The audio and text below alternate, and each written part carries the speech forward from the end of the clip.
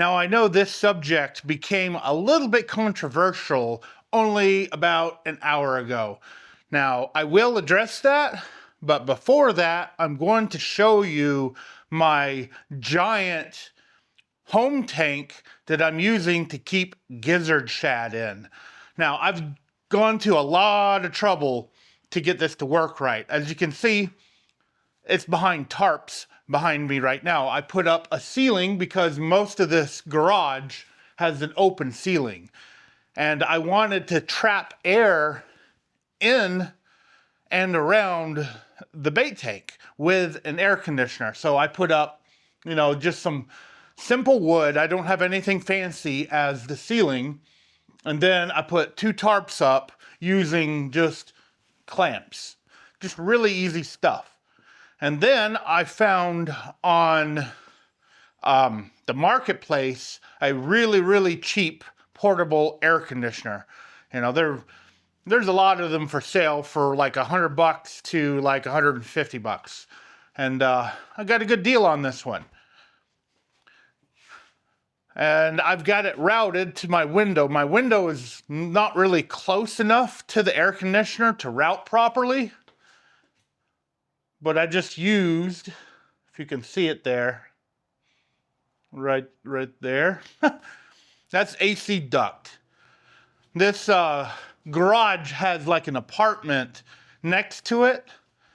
And they had it partially done. So there was ducting to it. But I have removed some of that ducting so I can have this air conditioner in here because there's quite a few other things keeping it from becoming an actual apartment. So I'll leave that to maybe another time. I'm thinking about making it like, maybe like a bait area or something at some point. I got a buddy that's got a giant like commercial minnow holder thing, whatever you call a minnow tank.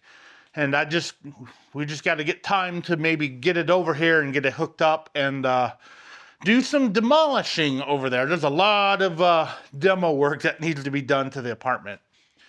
Now, let me take you inside. I haven't even looked in there to see if the few gizzards are still alive. I've got a couple of large ones, a few small ones, and they're just for testing. So, I don't even have the light on in there. I don't know how I'm going to do this, because I got limited room.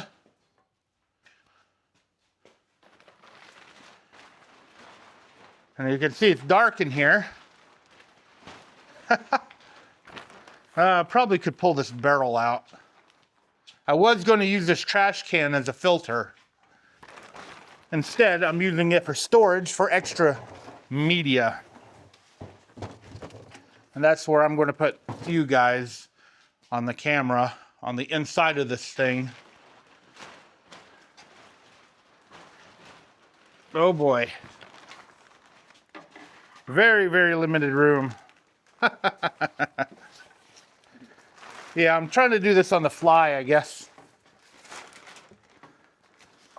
Oh boy. Nice and dark in here, isn't it? Okay. Lights.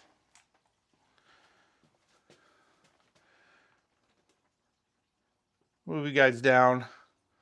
It's just a 300-gallon Rubbermaid tank. And everybody's alive. That's good. I don't know if you can see him swimming around in there. You probably can. As you can see, I've got I think this is a 1,200 gallon per hour pump. I put it inside the firehouse bucket and drilled a bunch of holes in it so they would quit, running into the actual filter because they were doing that. However, they're also doing it on this Rubbermaid tote. So I really don't recommend a Rubbermaid tote like this for gizzard shad. There's a one at Rural King called Tough Stuff, and it's perfectly round. And eventually I'm going to change this out for that one because I want to, I don't want to have like injured, gizzard shad. A lot of these look like they have like possibly flat faces because they keep hitting the few corners that are in here.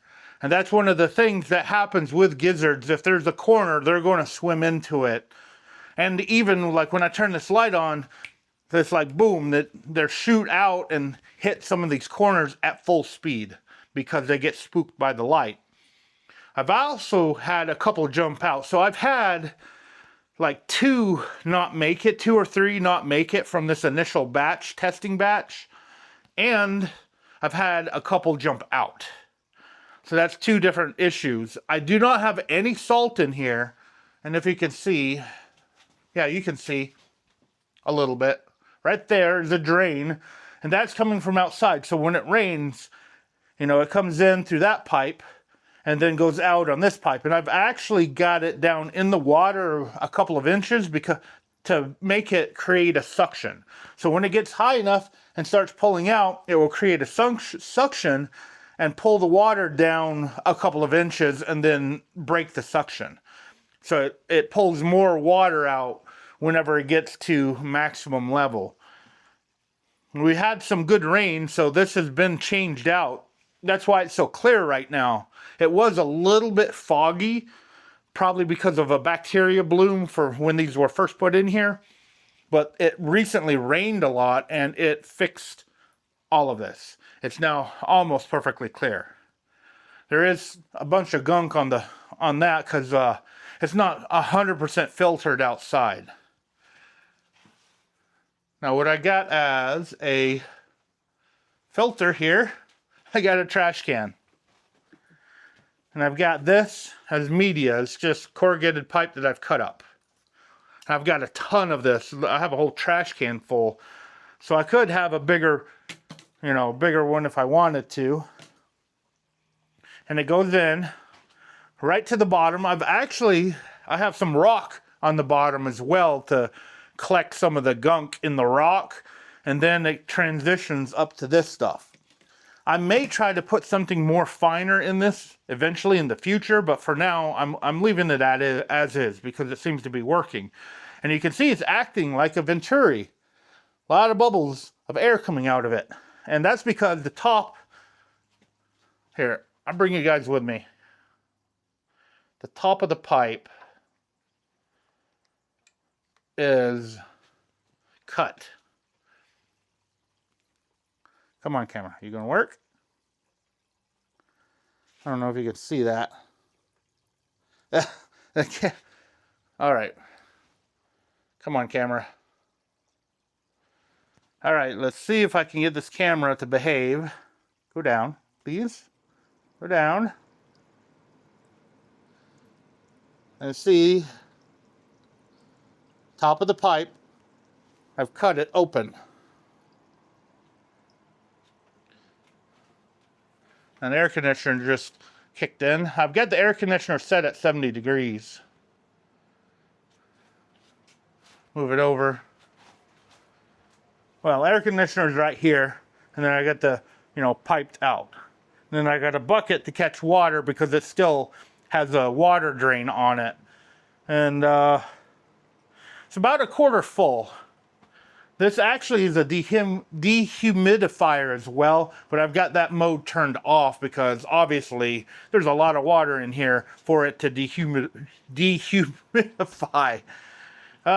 Words. Well, yeah, that's it. It's 300-gallon commercial Rubbermaid tank.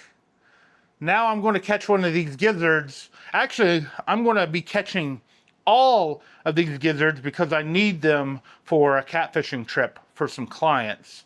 I want to use these for stripers, and I can get more in the future. But for now, these are getting old. They got, they're kind of older.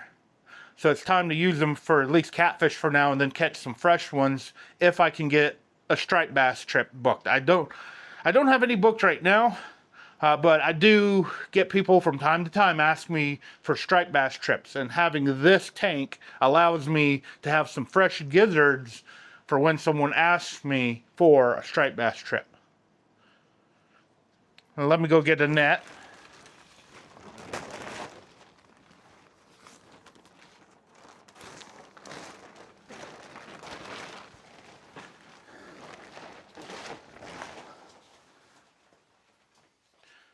I did fail to mention that I put an LED light in here. And I'm hitting it with my net handle. I don't have like a medium net for this, or I got this really long one and I got really small ones. I'm going to try to catch this big guy first. Whoa! It'd be better if I had a different type of net. There we go.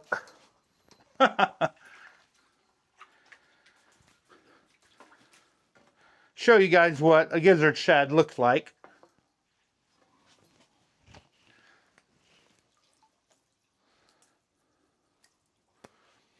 That is a gizzard shad. Oh, come on.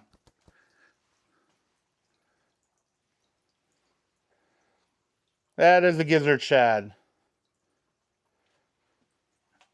And I will say this, because of the controversy that has started, this big guy and the other big ones that I've caught were not in Melton Hill Lake. They were not in that lake.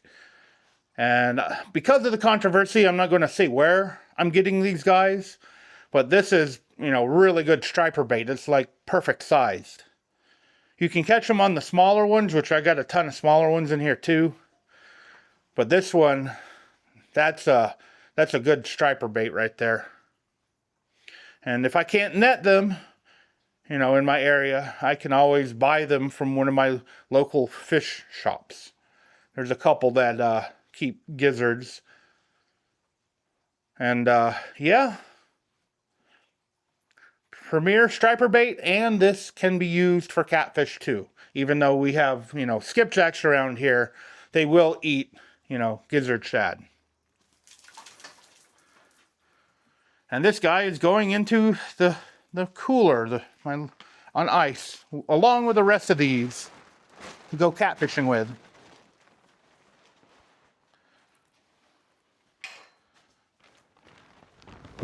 Now here's my other net, and I use this with my bait tank.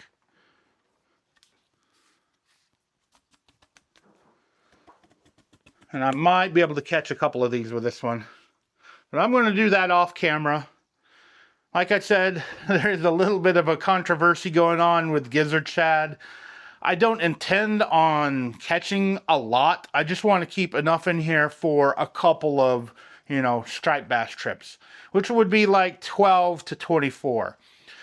Most of my striped bass trips, I would buy 12 gizzard shad and not even go through all 12 of them. And with the new technique that I'm using for stripers, for striper fishing, I definitely won't go through, a dozen of these guys. Which is a good thing. It helps with the population. These guys do spawn like crazy. There are millions of them. But if there's a lot of people hitting them, taking thousands, and it's more than one person taking, thousands and thousands of these, it will hurt the population eventually. And that is why we see kind of a reduction in skipjacks, because there's a lot of people getting skipjacks because they think that's the only bait for good catfishing. And I've proven to a couple of clients that you can catch trophy-sized fish without using skipjacks. And yeah, these guys are also going to be used for catfish. There'll be catfish bait when I can't get skipjacks. I will always go for skips. I will go for bluegill. I will go for white bass. And I'm going to have gizzards as another backup. I want to always have the freshest bait possible for my trips.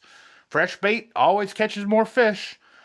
Although I've found a way to seal any of these fish, and they come out almost as fresh.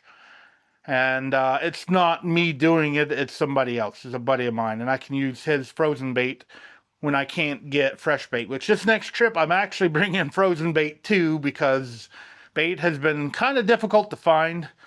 And that's why I'm also using these guys. One, they're old, and two, they're bait. And I'm going to use them. Anyway, I hope you guys like this tank.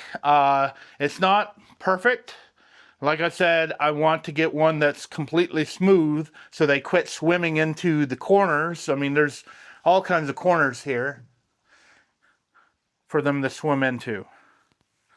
And if I get that, and it's not too expensive, that one. It's just breaking this down and moving all this stuff around is going to be the fun part. But anyway, as always, I want to thank you for taking your time out of your day to watch this video while I'm talking and you're not even seeing my face. There's limited room in here, like I said, but I think this is I'm hoping this is going to be a good idea. 90% of striped bass guides use gizzard shad. And while I'd rather do catfishing all the time, there's a lot of people that want to chase stripers. And I, got to do what, the guests want to chase. Now I'm rambling. Sorry. I forgot where I'm at. Yeah, so thanks for watching this video. It's probably a shorter one. But I will eventually do a striped bass video again in my boat, just to show that I can catch striped bass. So stay tuned, make sure you're subscribed, and thanks for watching. Hey buddy.